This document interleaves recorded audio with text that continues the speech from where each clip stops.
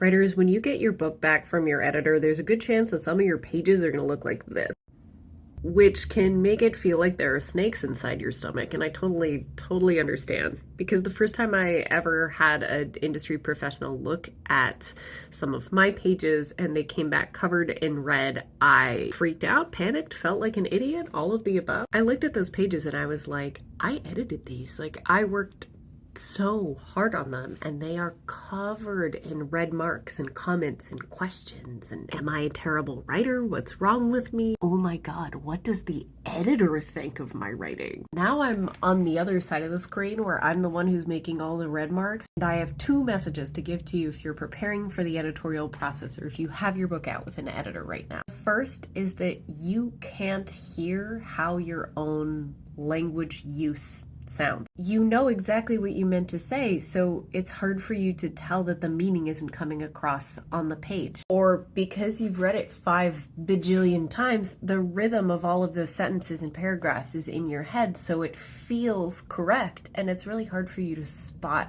little prose problems. That's normal. You can't catch all of these mistakes on your own, and that's why editors exist. All of us end up with a lot of red on the screen during the first few passes. But then remember that some of that red on the screen is going to be your editor in the comments going, "This was awesome. I love this sentence. This was beautiful. Oh no, she didn't." Red doesn't mean bad. The second thing is that red doesn't mean your editor isn't enjoying your writing or having a good time. Sometimes I'm so into the story that I let myself like race ahead and read, half a page, 2 pages, 3 pages. And then I'm like, okay, pause. I gotta go back and rewind, because there were like a couple of like verbiage things and like some niggly bits and maybe a little fact that's kind of screwed. But overall, the story has got me. We don't think you're an idiot. We don't think you're a bad writer. We don't think you didn't try or that you're silly for missing these things. It's our job to help you catch them. And in the process, we are lucky enough to get to read the story that came out of your head and onto the paper and out into the world. Red is not bad. Red is just part of the conversation. Give me love you long time. All my girls get down on the floor. Back to back, drop it down real low. Such a lady, but I'm dancing like a house. 'Cause you know I don't give a fuck, so here we go. How come every time you come around my London Bridge wanna go down? You don't have to be like everybody else. You don't have to fit into the norm. You are not here to conform. I am here to take a look inside myself. Recognize that I could be the eye of the storm.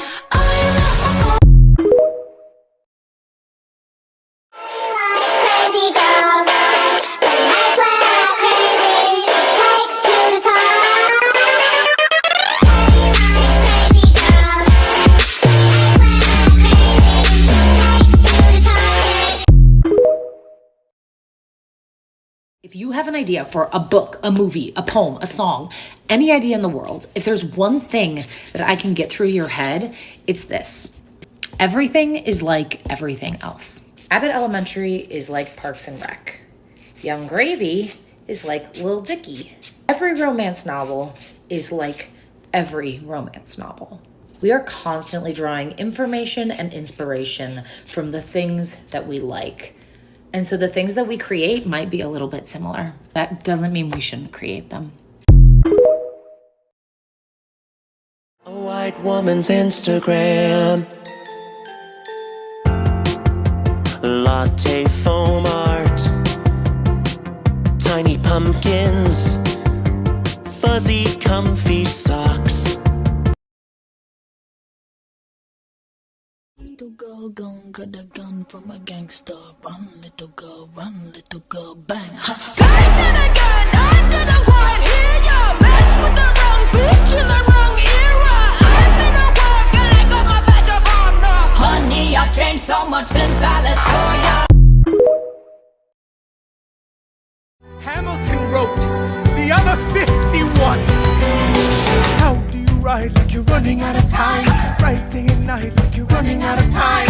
Every day you fight like you're running out of time. Like you're running out of time. Are you running out of time? All right, let's talk about breaking your book into chapters.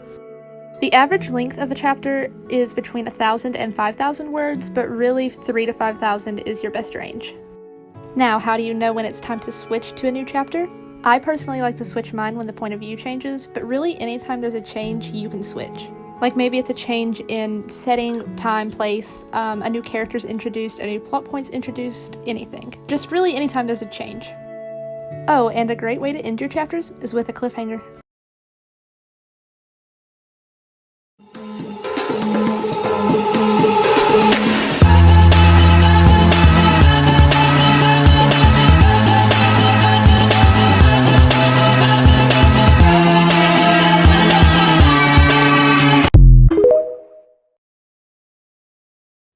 What are the 3 things that should be happening on your first page?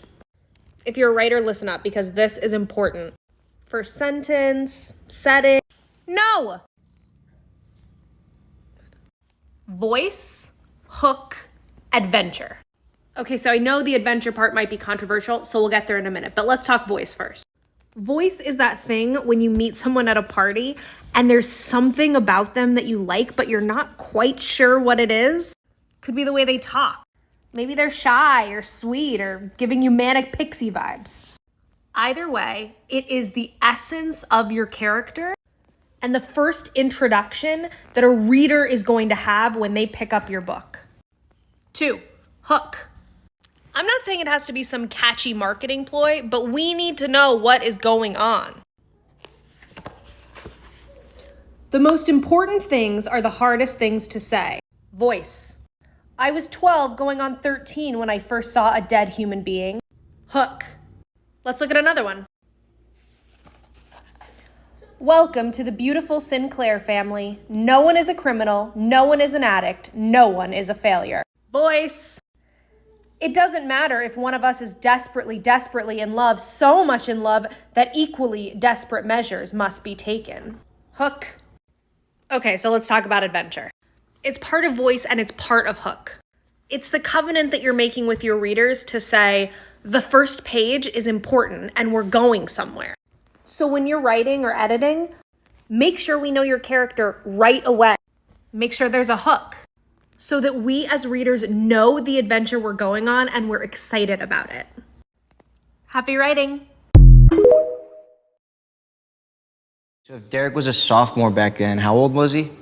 How old were you? How old are you now? Not as young as we could have been, but not as old as you might think. Okay, that was frustratingly vague. How old are you? I'm 17. See, that's an answer. That's how we answer people. Well, 17 how you'd measure in years. All right, I'm just gonna drop it.